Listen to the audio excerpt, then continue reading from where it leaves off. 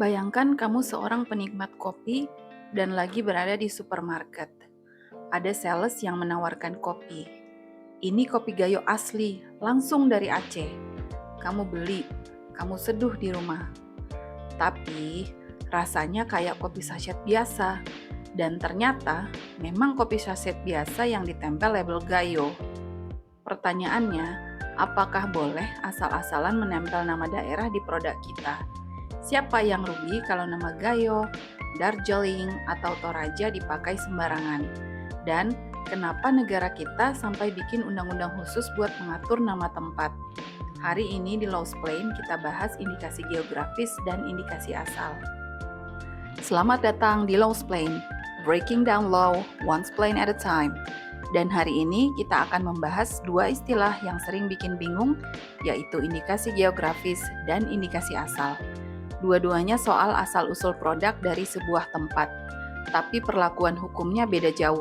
Semua aturannya ada di Undang-Undang Nomor 20 Tahun 2016 tentang merek dan indikasi geografis. Mari kita bahas. Coba pikir, kenapa keju Parmigiano Reggiano dari Italia atau teh Darjeeling dari India bisa dihargai lebih tinggi?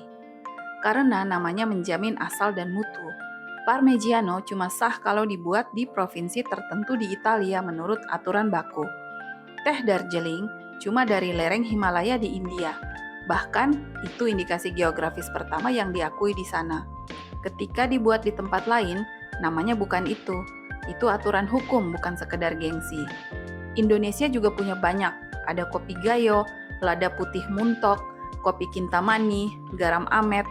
Rasa dan kualitas khasnya tidak bisa dilepas dari tempat asalnya. Nah, perlindungan hukum atas nama tempat sebagai jaminan mutu inilah yang disebut indikasi geografis. Definisi indikasi geografis bisa kita lihat di Ketentuan Umum Pasal 1 Angka 6 Undang-Undang Nomor 20 Tahun 2016 tentang merek dan indikasi geografis. Indikasi geografis adalah suatu tanda yang menunjukkan daerah asal suatu barang dan atau produk yang karena faktor lingkungan geografis, termasuk faktor alam, faktor manusia, atau kombinasi dari kedua faktor tersebut memberikan reputasi, kualitas, dan karakteristik tertentu pada barang dan atau produk yang dihasilkan. Faktor geografis ini bisa faktor alam berupa tanah, iklim, ketinggian. Faktor manusia bisa berupa keahlian turun-temurun atau gabungan dari keduanya. Jadi, 3 pilar wajib yaitu harus ada reputasi, ada kualitas, ada karakteristik khas, dan ketiganya nyambung ke tempat asalnya. Kalau produk yang sama dibuat di tempat lain, hasilnya beda. Itu tanda kuat ada indikasi geografis. Dari mana kekhasan itu datang? Kekhasan produk indikasi geografis tidak muncul tiba-tiba. Sumbernya ada 3. Pertama, faktor alam berupa tanah, iklim, ketinggian, dan air. Kopi yang tumbuh di dataran tinggi tertentu punya profil rasa yang tidak bisa ditiru di dataran rendah. Kedua, faktor manusia berupa keahlian dan tradisi pengolahan yang diwariskan turun-temurun. Cara petik, cara fermentasi, cara ukir, dan lain-lain. Ketiga, kombinasi keduanya.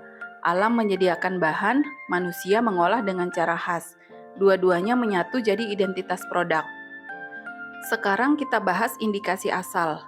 Indikasi asal itu tanda yang cuma menunjukkan dari mana barang berasal, dan cirinya tidak secara langsung terkait dengan faktor alam. Itu bunyi pasal 64. Definisinya sendiri di Ketentuan Umum Pasal 1 ada 2 bentuk. Pertama, sesuatu yang sebenarnya bisa jadi indikasi geografis, tapi belum didaftarkan. Kedua, tanda yang semata-mata menunjukkan asal barang atau jasa. Contoh klasik dari penjelasan undang-undangnya, kamera Nikon bertuliskan Made in Japan.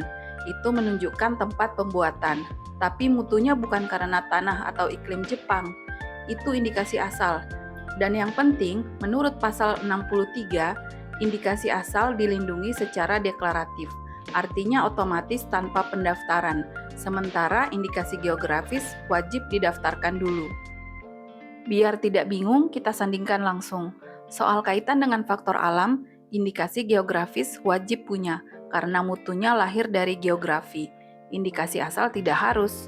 Soal pendaftaran, indikasi geografis harus didaftarkan ke Direktorat Jenderal Kekayaan Intelektual dulu, baru dilindungi. Indikasi asal dilindungi tanpa pendaftaran. Yang dijamin, indikasi geografis menjamin reputasi, kualitas, dan karakteristik. Indikasi asal cuma menunjukkan asal tempat. Contoh, kopi Gayo dan lada muntok itu indikasi geografis.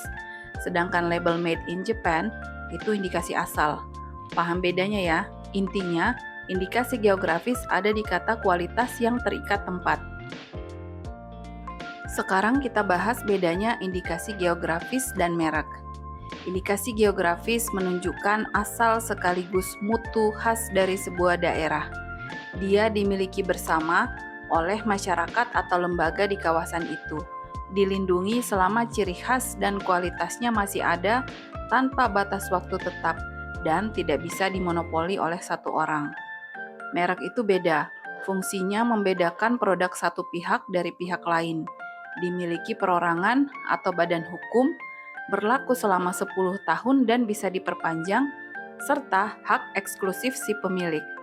Jadi kopi Gayo itu indikasi geografis, milik bersama petani Gayo. Sedangkan merek dagang sebuah brand kopi tertentu itu milik perusahaan. Bisa jalan bersamaan tapi konsepnya berbeda. Berbicara tentang pemegang hak dan pendaftaran, yang punya indikasi geografis bukan satu orang. Pemegang haknya adalah lembaga yang mewakili masyarakat di kawasan itu, bisa asosiasi produsen, koperasi, atau masyarakat perlindungan indikasi geografis, atau bisa juga dari unsur pemerintah daerah. Cara daftarnya ke DJKI ada 4 tahap. 1. Ajukan permohonan dilengkapi buku persyaratan. Ini dokumen penting yang menjelaskan produk, kaitannya dengan wilayah, batasan kawasan, dan proses produksinya. 2. Diperiksa secara administratif dan substantif oleh tim ahli. 3. Diumumkan, supaya publik bisa mengajukan keberatan kalau ada. 4. Kalau lolos, terbit sertifikat indikasi geografis dan perlindungan resmi pun dimulai. Indonesia ini gudangnya indikasi geografis. Ratusan sudah terdaftar di DJKI.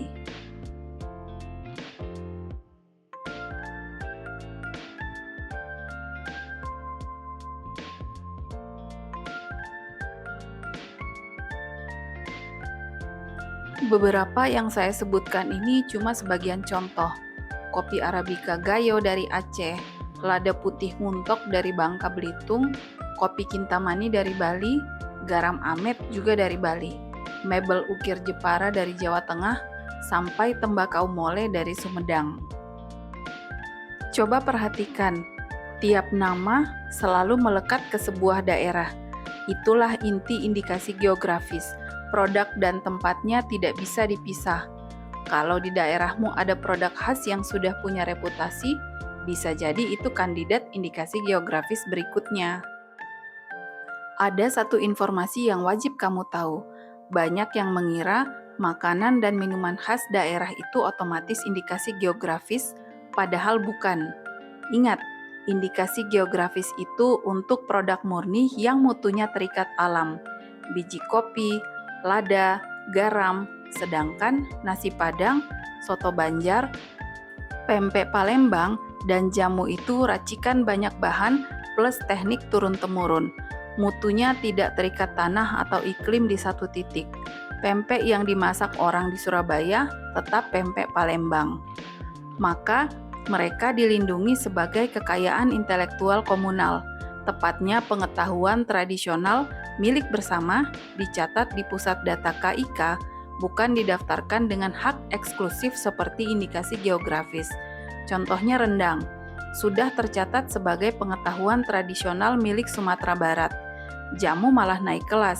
Budaya sehat jamu diakui UNESCO sebagai warisan budaya tak benda pada tahun 2023. Dan jamu ini istimewa. Satu objek, tapi banyak lapis. Pengetahuannya KIK, resep rahasia tiap peracik bisa jadi rahasia dagang. Mereknya masuk kategori merek.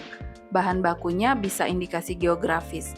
Jadi, yang menentukan bukan dari daerah mana, tapi lapisan mana yang sedang kita bicarakan. Kalau indikasi geografis dilanggar, ada dua jalur. Lewat jalur perdata, yaitu pemegang indikasi geografis bisa menggugat ganti rugi dan minta penghentian pemakaian lewat pengadilan niaga.